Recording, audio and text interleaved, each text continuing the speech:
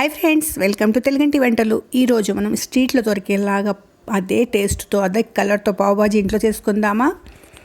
చేయడం స్టార్ట్ చేద్దామా? దీనికోసం నేను పొయ్యి మీద ఒక కుక్కర్ పెట్టుకున్నాను. కుక్కర్లో నూనె వేసుకున్నాను, అలాగే 2 క్యూబ్స్లో బటర్ వేసుకున్నాను. లావుగా కట్ చేసిన ఒక పెద్ద ఆనియన్ వేసుకున్నాను. దాని తర్వాత ఆలు వేసేసుకున్నాను. నేను ఇక్కడ 3 ఆలు తీసుకున్నానండి, మీడియం సైజ్వి.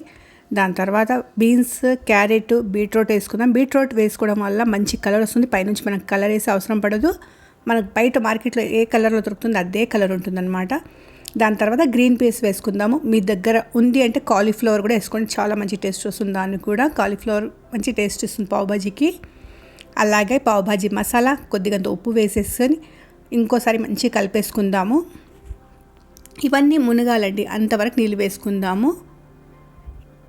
ఇప్పుడు నీళ్ళు వేసేసి కుక్కర్ క్యాప్ పెట్టేసి 3 విజిల్ వచ్చే వరకు ఉడకబెట్టుకుందామండి.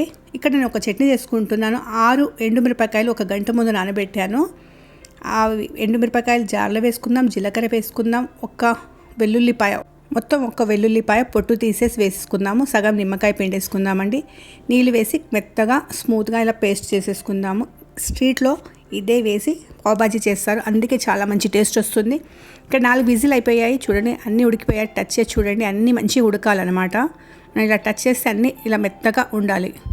ఇప్పుడు పోపు కోసం ఒక పొయ్యి మీద ఒక కడాయి పెట్టేద్దాం. కడాయిలో నూనె వేసుకుందాం, అలాగే బటర్ వేసుకుందాం. సన్నగా కట్ చేసిన 2 పెద్ద ఆనియన్స్ అండి, ఆనియన్స్ వేసుకుందాం. దాని తర్వాత క్యాప్సికమ్ కూడా వేసేసి మంచిగా ఫ్రై చేసుకుందాం. క్యాప్సికమ్ కంపల్సరీగా వేయండి, క్యాప్సికమ్ వేయడం వల్ల మంచి టేస్ట్ వస్తుంది. దాని తర్వాత దీంట్లో కసూరి మేతి వేసేద్దాము. సన్నగా కట్ చేసిన టమాటో కూడా వేసుకుందామండి. మనం దేనికి కలర్ వచ్చే వరకు ఫ్రై చేసే అవసరం లేదండి, అన్నీ క్రంచీగానే ఉండాలి. దాని తర్వాత సన్నగా కట్ చేసిన పచ్చిమిరపకాయలు, కొత్తిమీర వేసేసుకుందాము. ఇవి కూడా వేసిన తర్వాత కొద్దిగా ఫ్రై చేసేసుకుందాం. ఇప్పుడు మసాలా వేసుకుందాము. ధనియాల పొడి, కారం పొడి, పసుపు, రుచికి తగ్గట్టు ఉప్పు. మనం ఫస్ట్ కూడా ఉప్పు వేసుకున్నాం, చూసుకొని వేసుకోండి. ఇప్పుడు పావుబాజీ మసాలా కూడా వేసేద్దాము. మంచిగా కలిపేసుకుందాము. ఇప్పుడు టమాటా మంచిగా మగ్గే వరకు ఫ్రై చేసుకుందామండి. చూడండి, టమాటా మగ్గి సైడ్ నుంచి నూనె వస్తుంది కదా. ఇప్పుడు మనం చేసి పెట్టుకున్న చట్నీ వేసేసుకుందాము. పెద్ద స్పూన్తో, మనం వడ్డించుకునే స్పూన్ ఉంటుంది కదా, ఆ స్పూన్తో నేను 3 స్పూన్ల చట్నీ వేసుకున్నానండి. దీంతో మంచి టేస్ట్ వస్తుంది. మీరు నూడిల్స్ చేసుకున్నప్పుడు, శాండ్విచ్ చేసుకున్నప్పుడు కూడా ఈ చట్నీ వాడుకుంటే మంచి ఫ్లేవర్, మంచి టేస్ట్ ఉంటుంది.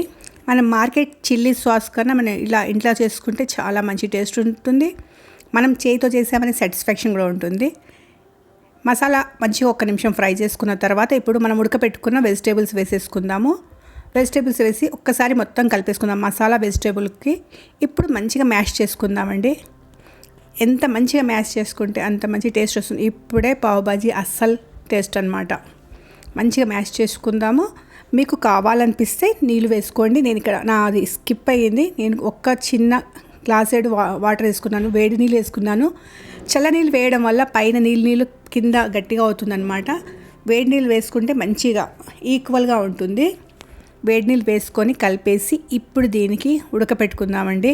చూడడానికి పలసగా అనిపిస్తుంది, కానీ ఉడికిన తర్వాత, చల్లగా అయిన తర్వాత చాలా గట్టిగా అవుతుంది. ఇది నేను 10 నిమిషాల వరకు మంచిగా ఉడకపెట్టుకున్నాను. లాస్ట్కి ఒకసారి ఉప్పు చూసుకుంటే ఉప్పు తక్కువ అనిపించింది, ఇంకొద్దిగా ఉప్పు వేసుకున్నాను. అలాగే కొత్తిమీర వేసేద్దాము. ఇంకో సగం నిమ్మకాయ పిండేసుకుందాము. మీరు వద్దనుకుంటే నిమ్మకాయ తర్వాత తినేటప్పుడు కూడా వేసుకోవచ్చు, ఇప్పుడు కాకుండా. ఇప్పుడు వేసుకుంటే మొత్తానికి ఒక టేస్ట్ వస్తుంది అనమాట. లాస్ట్కి బటర్, పావుబాజీ బటరే కదండి ప్రాణం, అందుకని లాస్ట్కి ఇంకొద్దిగా బటర్ వేసేసుకుందాము. మీ ఇంట్లో ఇష్టంగా బటర్ తింటారంటే బటర్ ఇంకా వేసుకోండి, చాలా మంచి టేస్ట్ వస్తుంది. వడ్డించేటప్పుడు కూడా పైనుంచి బటర్ వేయండి. బటర్తో పాటు మనం ఈరోజు చట్నీ చేసాం కదా పావుబాజీ, మీరు కూడా అలా చట్నీ చేసి చూడండి, డిఫరెంట్ టేస్ట్ ఉంటుందండి. తప్పకుండా ట్రై చేయండి. మన బాజీ రెడీ. ఇప్పుడు పావు చేసుకుందాం. పావు కోసం నేను ఒక పెంక పెట్టుకున్నాను, ఇనుప పెంకని వాడుతున్నానండి. పెంక పెట్టుకుని దానిపైన బటర్ వేసుకుందాం. బటర్ ఇంకా ఎక్కువ వేసుకోండి, ఇంకా మంచిగా ఉంటుందండి. నేను ఇక్కడ చాలా తక్కువ బటర్ వాడుకుంటున్నాను, మా ఇంట్లో తక్కువ తింటారు కాబట్టి బటర్ వేసి దానిపైన మనం చట్నీ చేసుకున్నాం కదా, గార్లిక్ చట్నీ, ఆ చట్నీ వేసేసుకుందాం పైన నుంచి. అలాగే పావుబాజీ మసాలా వేసేసుకుందాం. మీరు కావాలంటే బాజీ కూడా వేసుకోవచ్చు, కొద్దిగా అంతా కొత్తిమీర కూడా వేసుకొని కాల్చుకోవచ్చు మీకు ఎక్కువ స్పైసీగా కావాలంటే. అలాగే మీకు ఇంకా క్రంచీగా కావాలంటే కొద్దిసేపు ఎక్కువగా కాల్చండి, లేదు మెత్తగా కావాలంటే తొందరగా తీసేస్తే మెత్తగా ఉంటుందండి. ఇలా చేసి చూడండి, సేమ్ స్ట్రీట్లో మనకి ఏ టేస్ట్ వస్తుందో అదే టేస్ట్ వస్తుందండి. సన్నగా ఆనియన్స్, కొత్తిమీర కట్ చేసుకుందాం, సగం నిమ్మకాయ, మనం వడ్డిచ్చేద్దాం. మన పావు భాజీ రెడీ అండి. తప్పకుండా ట్రై చేయండి. ఏ కలర్ వాడకుండా మీరు బటర్ ఎంత కావాలో అంత వేసుకొని చేసుకోవచ్చు. బయట అయితే వాళ్ళ చాయిస్ ప్రకారం చేసిస్తారు, మనం తినాలి కదా. ఇంట్లో అయితే మనం చాయిస్ ప్రకారం చేసుకోవచ్చు. బటర్ బదులుగా మీరు బటర్ ఇష్టపడారంటే నెయ్యితో కూడా చేసుకోవచ్చు.